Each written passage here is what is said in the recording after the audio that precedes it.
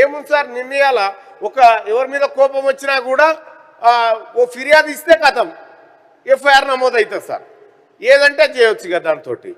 Sir గమ్మత్ విషయం ఏంటంటే సార్, నా మీదనే పోయినసారి గత గవర్నమెంట్ 50 కేసులు పెట్టింది సార్. ఏం కేసులు అంటే తీన్మార్ మల్లన్న మాట్లాడడం వల్ల అలజడి వల్ల వైషమ్యాలు వచ్చి జనాలు కొట్టుకున్నారని చెప్పి వచ్చింది సార్. ఎక్కడ ఒకటి కొట్టుకున్నలే ఒకటి చచ్చిపోయింది లేదు సార్. 50 కేసులు పెట్టిన గౌరవనీయులు మాజీ ప్రభుత్వ నాయకులు సార్. ఇట్లా సామాన్యుల మీదనే ఈజీగా పెట్టగలుగుతారు, కానీ ఇక్కడ అడ్వకేట్స్ మీద పెట్టాలన్నప్పుడు ఒక ప్రత్యేక నిబంధనలు తీసుకొచ్చినట్టు కనిపిస్తూ ఉంది సార్.